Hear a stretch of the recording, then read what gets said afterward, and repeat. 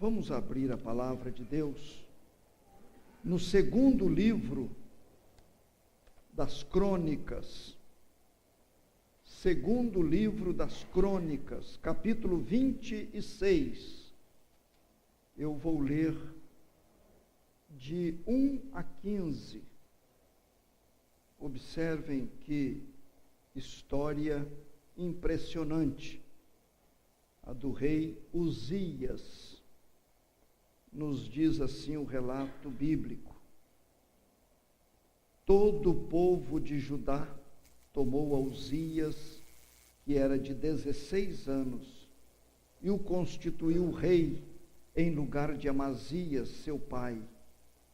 Ele edificou a Elate e a restituiu a Judá, depois que o rei descansou com seus pais. Uzias tinha 16 anos, quando começou a reinar, e reinou 52 anos. Observem bem, 52 anos reinou em Jerusalém. Era o nome de sua mãe, Jecolias, de Jerusalém. Ele fez o que era reto perante o Senhor, segundo tudo o que fizera Amazias, seu pai. Propôs-se buscar a Deus nos dias de Zacarias, que era sábio nas visões de Deus. Nos dias em que buscou ao Senhor, Deus o fez prosperar. Saiu e guerreou contra os filisteus, e quebrou o muro de Gate, o de Jabné e o de Asdod, e edificou cidades no território de Asdod e entre os filisteus. Deus o ajudou contra os filisteus e contra os arábios que habitavam em Gurbaal e contra os meunitas. Os amonitas deram presentes a Uzias, cujo renome se espalhara até a entrada do Egito, porque se tinha tornado em extremo forte. Também edificou Uzias torres em Jerusalém, à porta da esquina, à porta do vale e à porta do ângulo, e as fortificou. Também edificou torres no deserto e cavou muitas cisternas, porque tinha muito gado, tanto nos vales como nas campinas. Tinha lavradores e vinhateiros nos montes e nos campos férteis, porque era amigo da agricultura. Tinha também Uzias um exército de homens destros nas armas, que saíam à guerra em tropas, segundo o rol feito pelo escrivão Jeiel e Maséias, oficial sob a direção de Ananias, um dos príncipes do rei. O número total dos cabeças das famílias, homens valentes, era de 2.600. Debaixo das suas ordens havia um exército guerreiro de 307.500 homens, que faziam a guerra com grande poder para ajudar o rei contra os inimigos.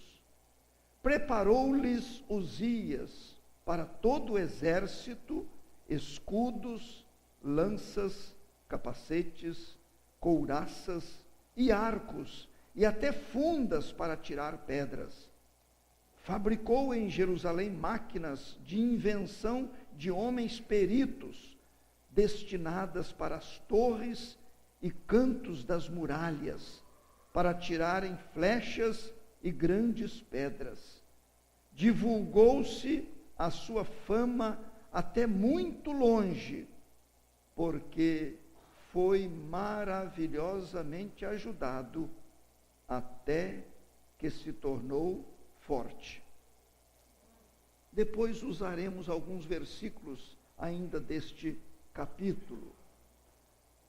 Meus prezados irmãos, eu quero usar esta passagem sobre o rei Uzias e seu reinado, para tirar algumas lições para a nossa vida. Estou dando como tema da nossa meditação de hoje uma vida muito abençoada, mas que não terminou bem. Atentem bem para isto. Uma vida muito abençoada, mas que não terminou bem.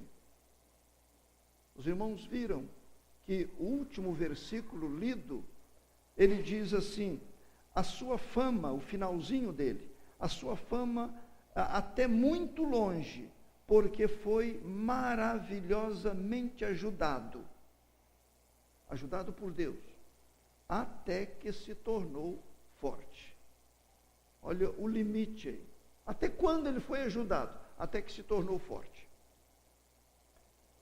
Foi por isso que eu coloquei este tema, vida muito abençoada, mas que infelizmente não terminou bem.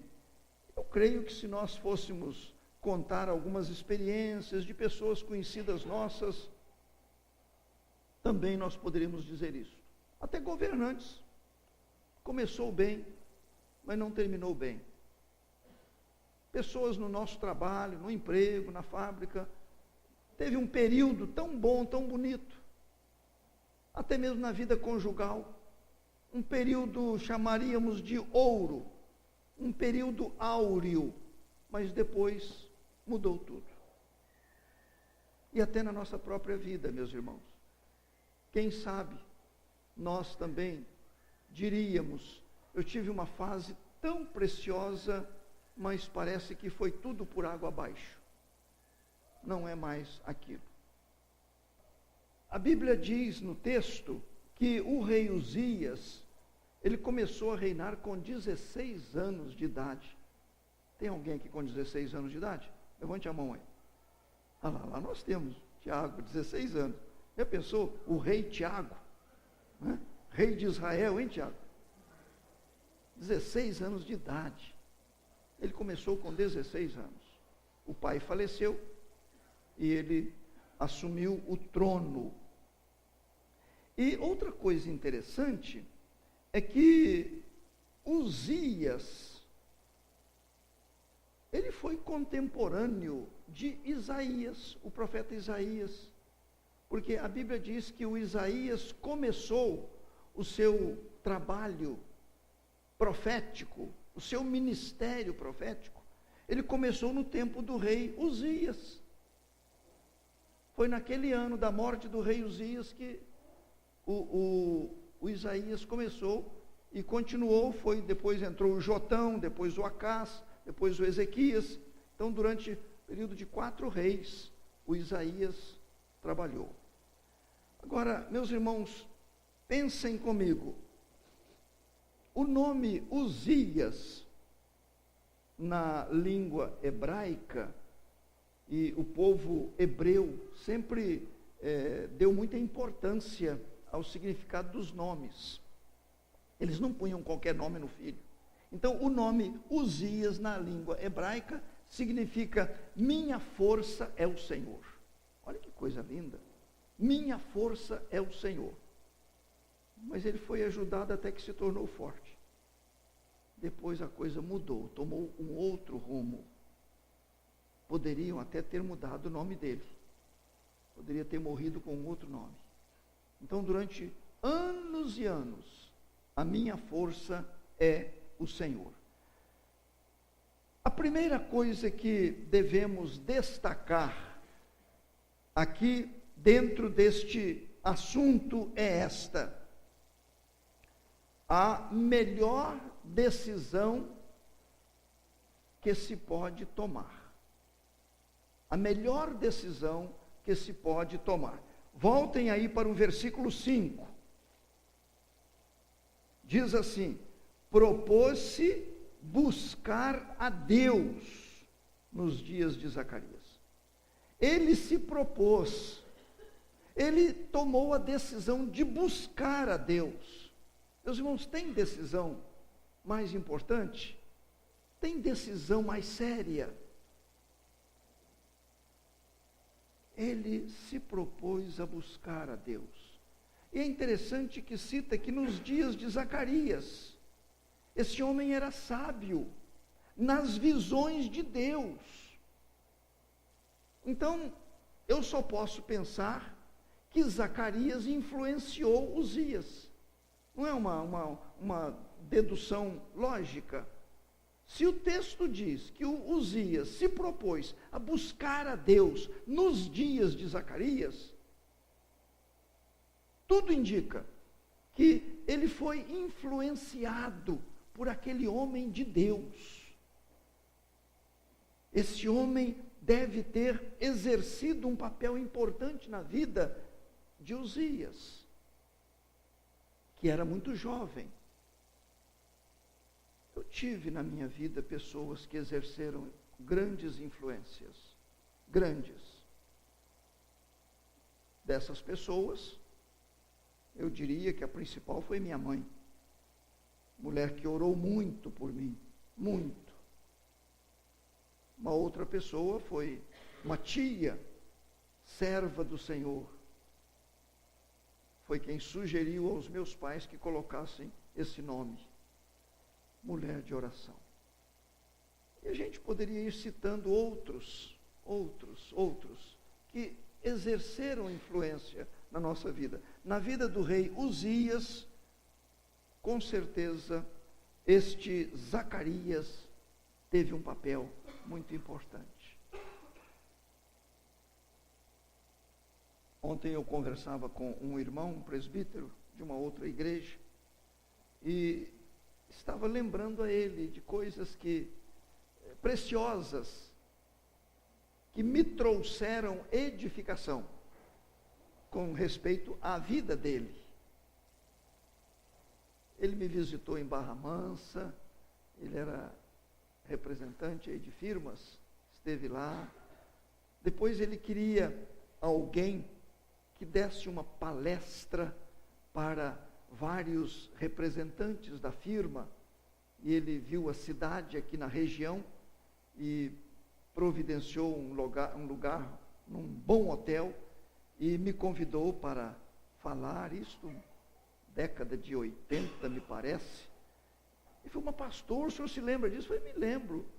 Foram honras que eu recebi, coisas que me edificaram e que eu não posso esquecer. Nós estávamos conversando sobre isto. Uzias, com certeza, tinha muita coisa a dizer sobre Zacarias, as influências de Zacarias. Mas, prezados irmãos, aqui está o ponto básico deste início da meditação. A proposta que Uzias apresentou a si mesmo, porque diz propôs a si próprio: eu vou buscar a Deus. O seu pai fez muita coisa importante como rei, mas deixou muito a desejar.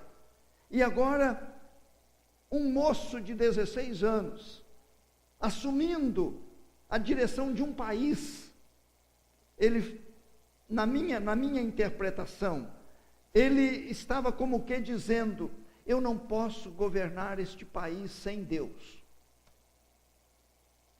É o que está faltando no Brasil hoje. Está faltando Deus lá em Brasília. Está faltando Deus lá no Planalto. Mas eu diria também dos outros países, viu? Não vou ficar só apontando o dedo e condenando o Brasil, não. Está faltando Deus no seio das famílias. Não é assim? Está faltando Deus nas empresas. Está faltando Deus nas igrejas. Ele se propôs a buscar a Deus. Quando a Bíblia fala que Deus olha do céu para os filhos dos homens, para ver se há alguém que entenda, se há alguém que busque a Deus, diz a Bíblia, não há ninguém.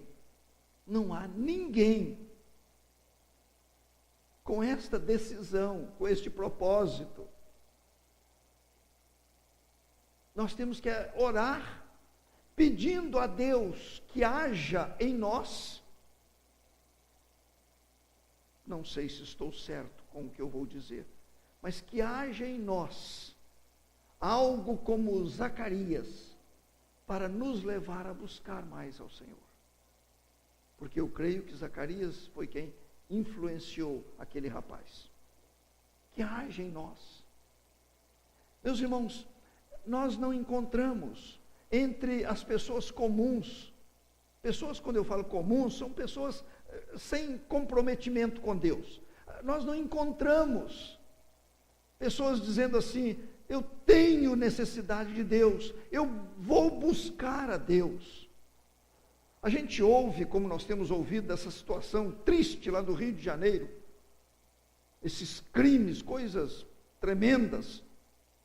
Vem o secretário de Segurança do Estado, vem as autoridades maiores do país, dentro deste contexto, e dizendo, e vamos colocar Forças Armadas como elas estão lá, agindo, mas eles falam do potencial bélico, eles falam da inteligência da polícia, eles falam de tudo, menos de Deus.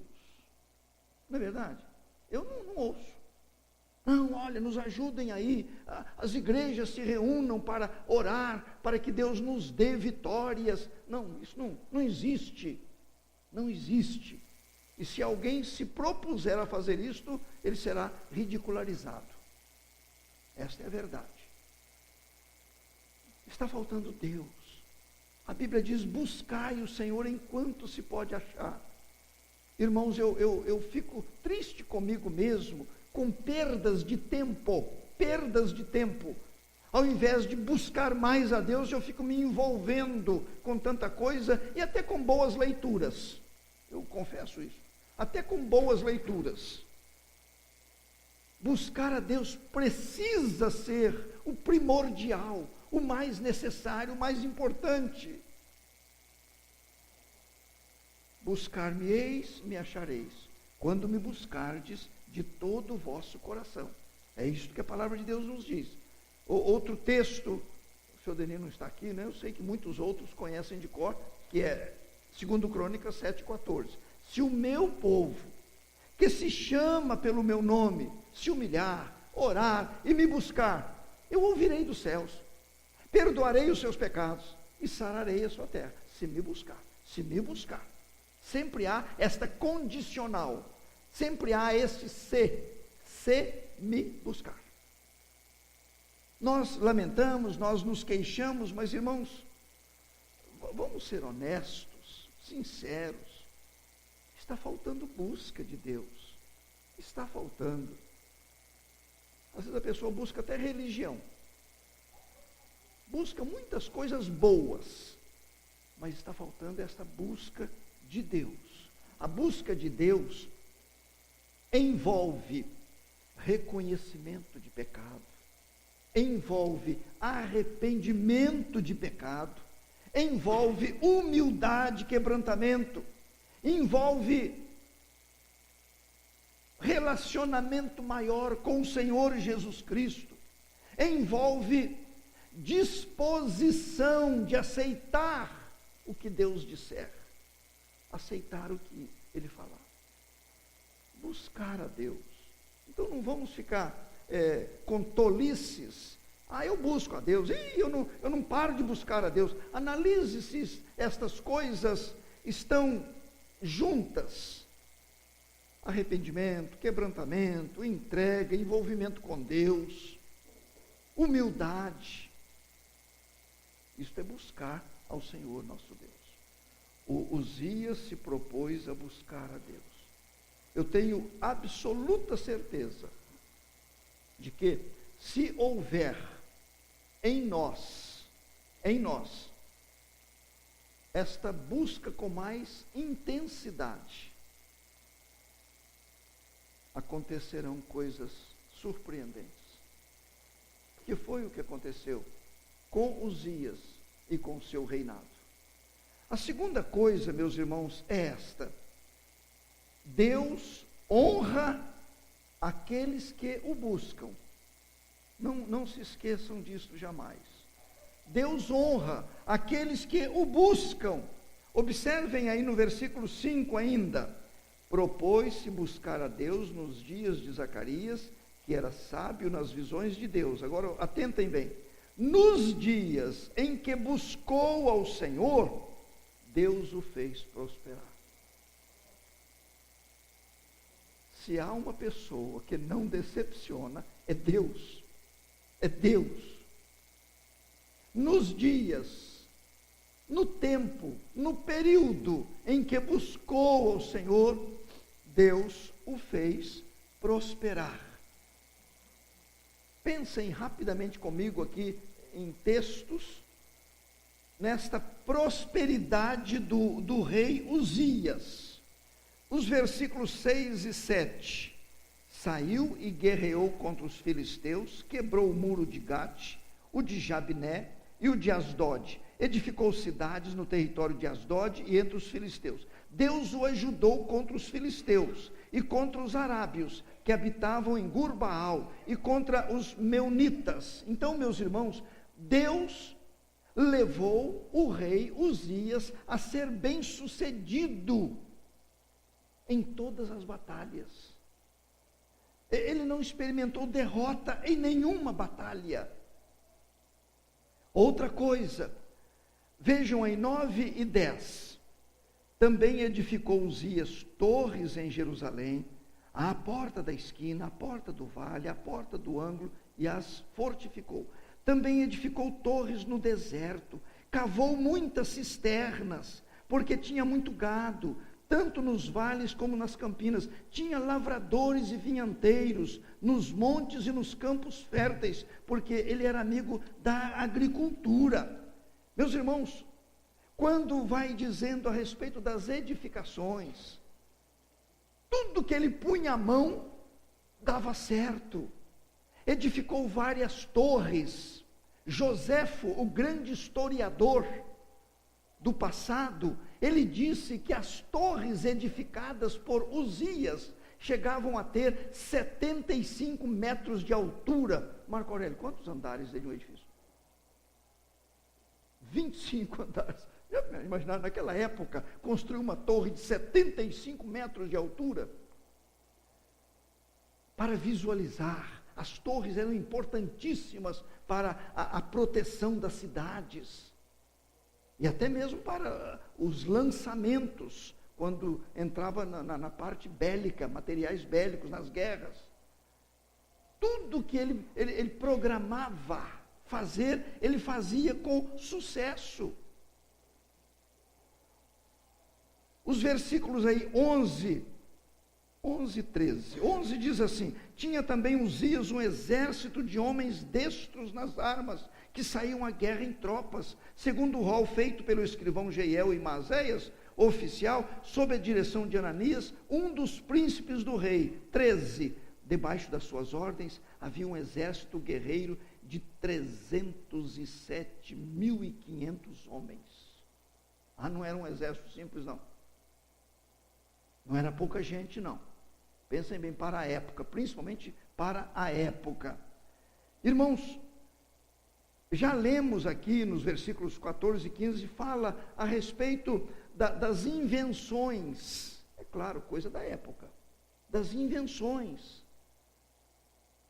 para as fortalezas do seu reinado. Fala a respeito da sua riqueza, fala a respeito da sua fama. A fama de Uzias foi longe. Então, tudo isso eu estou lembrando aos prezados irmãos, para que entendamos que aqueles que honram a Deus são honrados por Ele. Aqueles que valorizam a Deus são valorizados pelo Senhor nosso Deus. Deus o fez próspero. Deus fez Abraão próspero, Jacó próspero, Isaac próspero, Davi próspero. Deus fez servos dele prósperos. Quando João escreveu a sua epístola, ele se dirigindo a Gaio, ele disse assim: faço votos por tua prosperidade e saúde, como é próspera a tua alma. Olha, prosperidade em todas as áreas, em todas elas. Esta prosperidade vem de Deus. Vamos pensar em prosperidade espiritual, prosperidade física, prosperidade material, prosperidade estudantil, prosperidade profissional. Aqueles que honram a Deus são honrados por Ele. Nós estamos para terminar a nossa meditação, mas eu quero que deem muita atenção a isto. A melhor decisão é esta de buscar a Deus. Buscar a Deus. Não há nada mais importante. Deus honra aqueles que o buscam. Aqueles que o honram, Deus também se compromete a honrar. Quando o sacerdote Eli, com aqueles seus 2 filhos irresponsáveis, tentando manchar o nome de Deus lá na igreja, os filhos do sacerdote Eli, do reverendo Eli, vamos usar esse termo,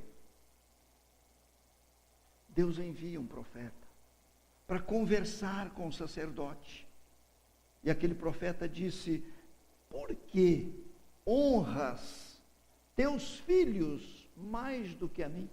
Deus dizendo. Não acontece isso hoje? Honra o cônjuge mais do que a Deus, honra filhos, honra pais, mais do que ao Senhor nosso Deus. Foi ali que Deus disse: porque os que me honram, honrarei, mas os que me desonram serão desmerecidos. É isso que a Bíblia disse naquela época, é o que prevalece até hoje. Deixe de honrar a Deus que você verá as consequências, as piores possíveis. Mas por último, meus irmãos, uma pessoa próspera corre grandes riscos. Uma pessoa próspera corre grandes riscos. Vejam comigo novamente o versículo 15 e vamos ler também o 16, que não foi lido. Versículo 15. Fabricou em Jerusalém máquinas de invenção de homens peritos, destinadas para as torres e cantos das muralhas, para tirarem flechas e grandes pedras. Divulgou-se a sua fama até muito longe, porque foi maravilhosamente ajudado, até que se tornou forte. 16. Mas, havendo-se já fortificado, exaltou-se o seu coração para a sua própria ruína, e cometeu transgressões contra o Senhor seu Deus, porque entrou no templo do Senhor para queimar incenso no altar do incenso. Meus irmãos, hoje pela manhã nós, estudando aqui a lição, eu disse que Satanás, ele foca, ele visa especialmente aqueles que são de Deus e que estão buscando a Deus. Esses são olhados por Satanás de maneira toda especial, porque são pessoas que incomodam o inimigo, trazem desconforto para o inimigo. É só eu melhorar o meu nível espiritual que eu vou incomodar o maligno. Aí ele vai fazer de tudo para me arruinar. Ao longo da história da humanidade, isto se repete. E é por isso que eu estou dizendo aqui, a pessoa próspera corre grandes riscos, precisa tomar cuidado redobrado. Se Deus estiver abençoando muito a sua vida, fique atento, porque o maligno, ele não vai dar trégua, ele não terá descanso. Foi o que aconteceu com Uzias. Meus irmãos, Uzias, tudo subiu à sua cabeça, não é assim que nós costumamos falar hoje? A riqueza, o poder, a fama, tudo subiu, a cultura, o dinheiro, subiu à sua cabeça. Pronto, esse é o grande desastre. Porque aí vai tirando o foco de Deus. Aí se torna presa fácil do maligno. O rei Uzias, ele era rei, ele não era sacerdote. E a palavra de Deus nos diz que ele foi queimar incenso, ele foi fazer trabalho que não era dele. Deus sempre estabeleceu o rei de um país, o líder de uma nação, ele precisa da direção de Deus para governar o povo, mas não é para dirigir o trabalho eclesiástico, o trabalho espiritual. Isto é outra classe que faz. Mas ele fez por soberba, porque ele se tornou tão importante que ele achou que também podia fazer isso. Ele não quis se privar de nada. Ele não quis se submeter ao sacerdote.